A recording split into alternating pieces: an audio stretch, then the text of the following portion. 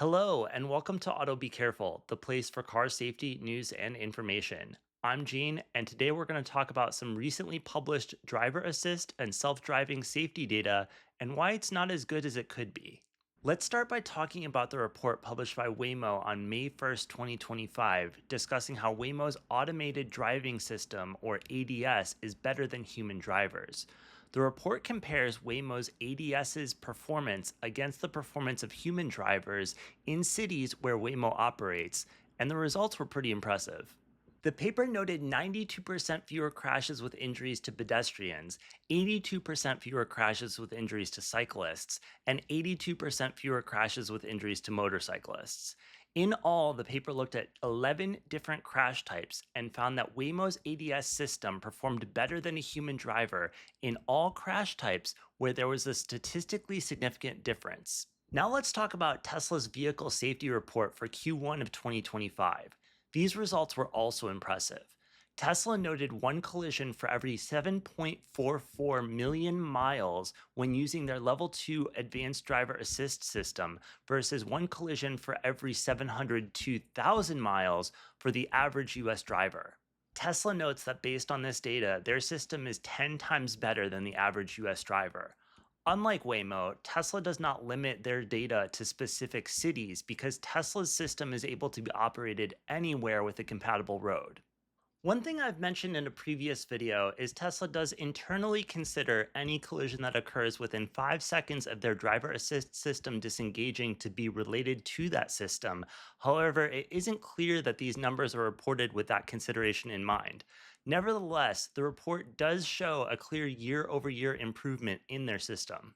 If you're like me, you look for what's missing in these reports, and there are some notable pieces. Waymo does an excellent job of discussing where they get their data, the approach they use to get their results, and any gaps in their research. It's actually a really well thought out study that sets a higher standard for what driver assist safety reporting could look like.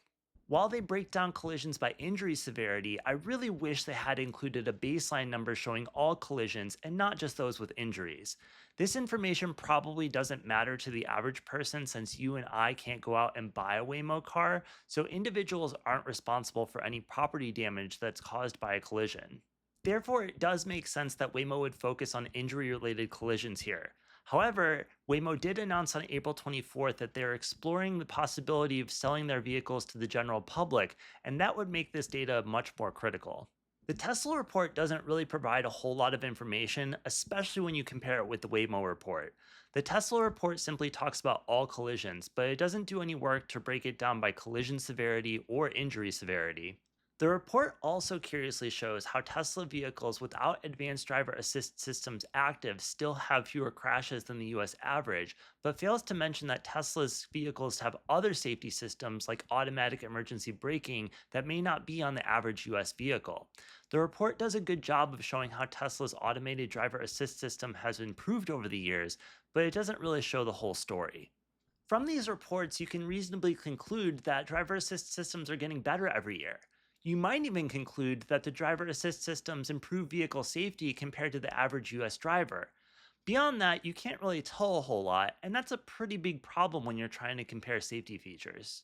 I can't tell from this data if I would be safer driving a Tesla with a level 2 automated driver assist system or taking a Waymo rideshare with a level 4 automated driving system. This will get even trickier if I was trying to cross shop a Waymo vehicle with a Tesla one.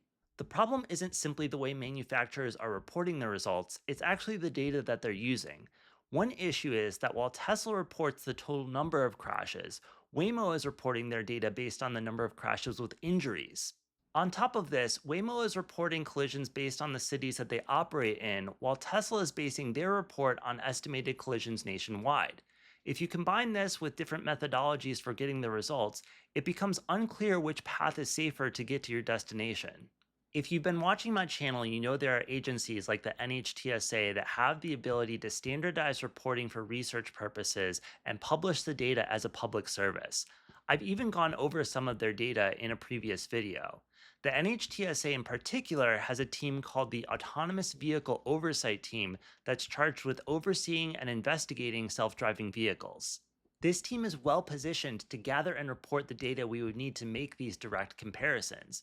Unfortunately, if you've been watching my videos, you also know that since the beginning of 2025, the Department of Government Efficiency has drastically reduced the resources that NHTSA has to do its work.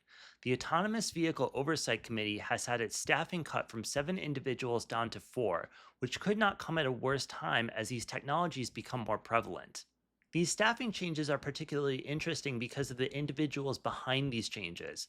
The current CEO of Tesla is a major driver behind changes at the NHTSA, which could be impacting its ability to push for better reporting from companies like Tesla.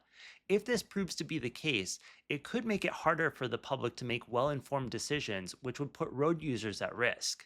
So that's a look at some of the issues surrounding recently reported driver assist crash data and what needs to change in order to give car shoppers a better picture of the results. As always, thank you for watching. I hope you learned something, and remember to like and subscribe.